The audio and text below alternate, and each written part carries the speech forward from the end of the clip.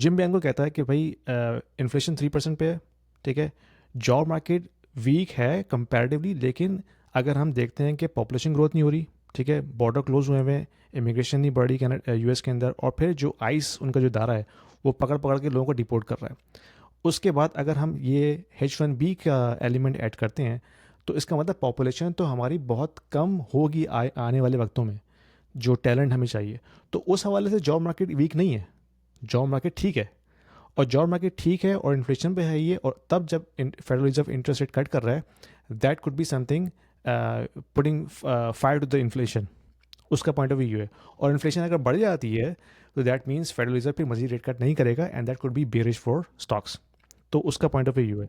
जबकि मैं Tom Lee की बात सुन रहा था, वो कहता है कि क्योंकि एआई ब्लॉकचेन, इसकी वजह से प्रोडक्टिविटी में बहुत बूस्ट आने वाला है, जिसकी वजह से अगर इन्फ्लेशन होती भी है, वो इन्फ्लेशन उतना मैटर नहीं करेगी जितनी प्रोडक्टिविटी गेन्स की वजह से आपको अर्निंग्स ग्रोथ नज़र आएगी। तो वो बहुत बुलिश है कि नेक्स्ट 3 to 5 ईयर्स बहुत बुलिश उसको नज़र आ रहे हैं, जिसकी वजह से जो ग्रोथ स्टॉक्स हैं, जो एआई से रिलेटेड स्टॉक्स हैं, या क्रिप्टो है, वो उसने जो है ठीक ठाक परफॉर्मेंस दिखा रही है। तो दोनों के व्यूज़ बिल्कुल डिफरेंट हैं।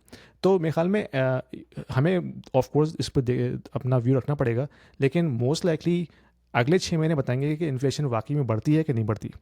अगर इन्फ्लेशन बढ़ती है, और क्योंकि टैरिफ का जो इम्पैक्ट है वो अभी तक आया नहीं है, उसमें टाइम लगेगा, और हो सकता है by the end of spring next year और बिफोर द समर हमें वो इन्फ्लेशन का जो टैरिफ का जो इन्फ्लेशन का इम्पैक्ट है वो नज़र आए।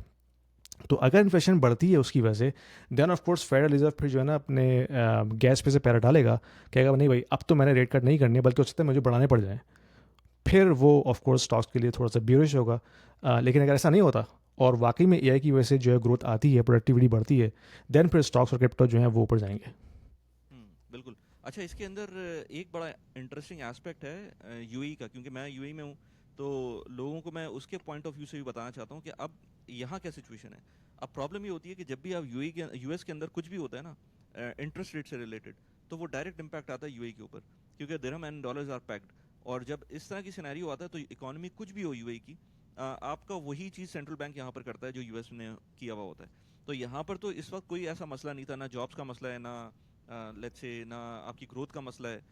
सारी चीज़ें सही चल रही हैं, प्रॉपर्टी मार्केट ऊपर जा रही है, मतलब ओवरऑल इकोनॉमी बुरी नहीं चल रही।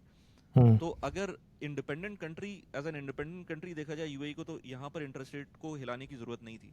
बट क्योंकि वहाँ पर इम्पैक्ट आया है तो यहाँ पर भी इंटरेस्ट रेट्स कम हुए हैं और आगे भी कम होंगे। तो उसका डायरेक्ट इम्पैक्ट आएगा एसेट क्लासेस के ऊपर, जो यहाँ की लोकल एसेट क्लासेस हैं। तो यहाँ पर खास तौर पर नज़र रियल आएगा एस्टेट पे। आपको कि जो है ना प्रॉपर्टी प्राइस और बढ़ सकती है। सो पॉइंट वही है कि लोग जो कह रहे होते हैं कि एक तो ये कि हमें नज़र आ रहा है यूएई के अंदर एक ट्रैफिक, अभी मैं बाहर देख रहा था, फुल इस वक्त जाम हुआ हुआ है ट्रैफिक, मतलब आगे लोग जो है ना हिल नहीं पा रहे हैं। और ये सिनेरियो सुबह के टाइम पर हो रहा होता है। एक तो ये कि पॉपुलेशन ग्रोथ है, दूसरा ये कि बहुत सारे कंट्रीज पे एम्बार्गो लगा हुआ है, जो पाकिस्तान जैसे कंट्रीज हैं वहाँ के वीज़ाज इतने आराम से नहीं मिलते। तो वो मसला अलग है। At the same time investments आ रही हैं, लोग बाइंग कर रहे हैं, और ऐसा भी नहीं है कि वो बाइंग करके छोड़ रहे हैं, उसके अंदर लोग रह भी रहे हैं। और अगर इमेजिन करें कि पाकिस्तान जैसे मुल्कों की अगर वीज़ास खोल देते हैं, फिर क्या क्या यहाँ पर किस तरह का इन्फ्लक्स होगा। ये सारी चीज़ें होते हुए अगर आपके इंटरेस्ट रेट्स कम होना शुरू होते हैं, ऑल्दो कि यहाँ पर कैश मार्केट ज़्यादा है, अब थोड़ा सा इसकी जो पहले थी, लेट्स से जो कैश वर्सेस मॉर्गेज की जो मार्केट थी, वो पहले आई थिंक 30-70 थी। अब वो 50, ऑलमोस्ट 50-50 की तरफ पहुंच गई है। तो एक बड़ी जो जो आवाम है वो मॉर्गेज करती है। मतलब जो लोग यहाँ रह रहे हैं, जो परमानेंट रेजिडेंट है, परमानेंट तो नहीं, लेट्स से जो रेजिडेंट है, वो तो ट्राई करते हैं कि चलो अपना घर हो जाए, अब अगले 10 साल के अंदर उसकी ओनरशिप आ जाएगी। तो अगर उस पॉइंट ऑफ व्यू से सोचे, तो अगर लेट्स से मॉर्गेज रेट कम होना शुरू होते हैं, तो वो लोग भी चाहेंगे कि हम प्रॉपर्टी बाय कर लें। इसलिए यहाँ पर मेरे ख्याल से एसेट क्लासेस अभी स्टॉल नहीं होंगी। जो पहले बात हो रही थी कि 10% की करेक्शन आ सकती है, तो हो सकता है वो भी ना आए, या हो सकता है आ जाए, यू नेवर नो। बट अगर इंटरेस्ट रेट इसी तरह से कम होना शुरू होंगे, तो वो अगर अभी इस वक्त 3.75 से कम का मॉर्गेज मिल रहा है, तो किसी टाइम पर वो 3% का मिलना शुरू हो जाएगा। बैंक थोड़े से और उसके अंदर रिलैक्स हो जाएंगे। कंपटीशन आएगा तो और कम कर सकते हैं। इमेजिन कि अगर वो कम होता जाएगा, तो वो फिर एक टाइम आएगा कि लोग कहेंगे कि यार रेंट से ज़्यादा बेहतर है कि हम फिर मॉर्गेज कर लें। वहाँ पर भी फ्यूल हो सकता है, इन्फ्लेशन फ्यूल हो सकती है। अच्छा, वहाँ पर कुछ यूएस में हो रहा है, बट यहाँ इन्फ्लेशन आ रही है, क्योंकि रेंटल इन्फ्लेशन एक बहुत बड़ा फैक्टर होता है जब भी आप किसी भी कंट्री के अंदर इन्फ्लेशन को जज कर रहे होते हैं। बिल्कुल, बिल्कुल। तो इन इन तमाम सिचुएशन को देख के हमें लगता है यही कि अगर चे कोई बड़ा लिक्विडिटी इवेंट नहीं होता या कोई मेजर क्राइसिस नहीं होता तो फिर तो स्टॉक्स, रियल एस्टेट, खास तौर पे दुबई में, और क्रिप्टो, इनको तो ठीक ठाक जो है ना अभी पुल मिलना है, या पुश मिलना है, सॉरी।